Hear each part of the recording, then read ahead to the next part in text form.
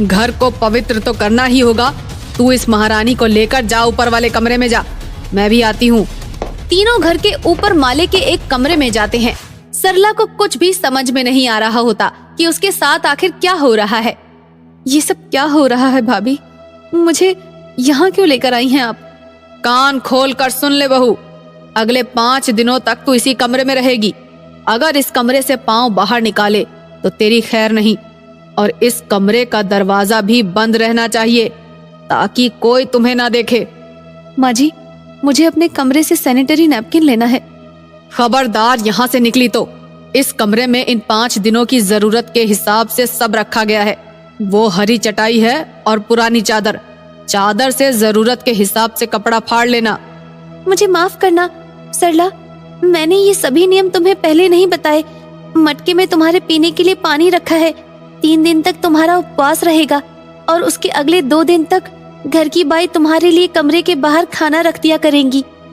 ये सब कैसी पुरानी और घटिया सोच है आप लोगों की। वाह, तुम्हारे मुंह में जबान भी है। ये तो इतने दिनों तक नहीं देखा था हमने। इस घर में सभी औरतें इन नियमों का पालन करती आई हैं। इस घर के कायदे नहीं माने तो अपने मायके चली जाना। ललिता, चल जल्दी, पूजा घर और रसोई को पवित्र करने के लिए दोबारा भोग बनाना है। इतना कहकर कलावती गुस्से में बाहर चली जाती हैं और ललिता भी चुपचाप कमरे में चली जाती है। ये कौन सा रूप था सासू माँ का?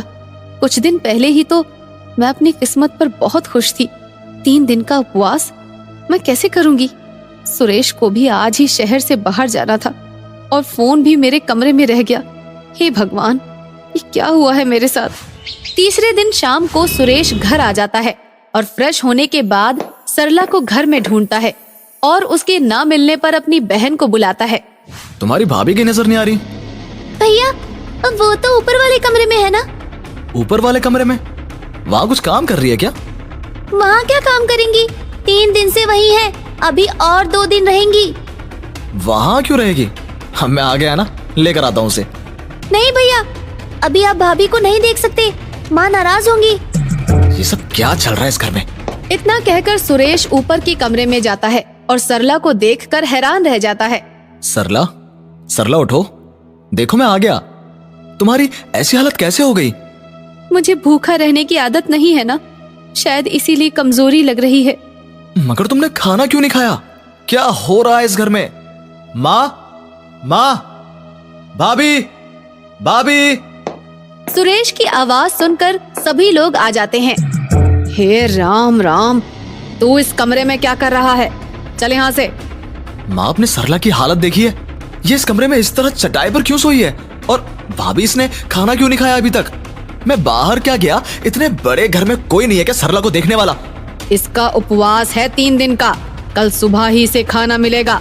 ये इस घर के नियम कायदों की बात है। माहवारी के वक्त में इसे इसी तरह रहना होता है। आप लोगों ने इसे 3 दिन से खाना नहीं दिया। भाभी, किरण, क्या ये सब? जो घर के नियम माँ जी ने बनाए हैं वो तो निभाने ही होंगे देवर जी। सबकी आवाज सुनकर घर का बड़ा बेटा मुकेश ऊपर आ जाता है। सुरेश, बेकार की बात मत करो और चलो यहाँ से। ये सब घर की औरतों की बातें हैं, माँ और ललिता समझ लेंगी। भैया, आपको पता था और आपने कभी माँ को समझाने की कोशिश नहीं की। आज तक कलावती भवन में यही होता आया है। जो माँ चाहती है और आगे भी वही होगा। भैया, जो गलत है वो गलत है। भाभी, किरण, आपने दोनों ने भी कुछ क्यों नहीं कहा? क्यों सहा ये सब कुछ? क्या सहा? तब से क्या पागलों जैसी बातें कर रहा है? दिमाग शहर के बाहर छोड़ आया है क्या?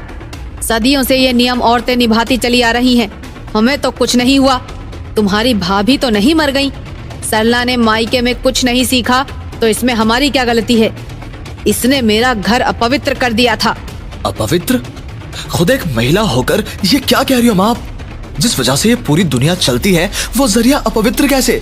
जिस वक्त औरत को ज्यादा ध्यान रखने की जरूरत है, किसी के साथ की जरूरत है, ऐसे में सरला को आपने अकेले कमरे में बंद करके 3 दिन तक भूखा रखा। तुम तो मेरी बहन हो, कम से कम तुम तो अपने भाई को बता सकती थी ना। तुम्हें इतनी शिक्षा दी है और तुमने भी ये सब सहा। घर के नियम तो सबको मानने होते हैं ना देवर जी। अब ऐसे किसी नियम को मानने की जरूरत नहीं। मैं सरला को लेकर इस घर और यहाँ के नियमों से बाहर जा रहा हूँ। भाभी, किरण, आप दोनों भी चलो मेरे साथ। मैं रखूंगा आप लोगों का ख्याल। मुझे माफ कर दे बेटा, इस तरह घर छोड़कर मत जा। मेरी हिम्मत मारी गई थी जो मैंने ऐसी गलत सोच को बढ़ावा दिया। आज से मैं वादा करती हूँ इस तरह की किसी भी गलती या नियम को कलावती भवन में नहीं रहने दूंगी।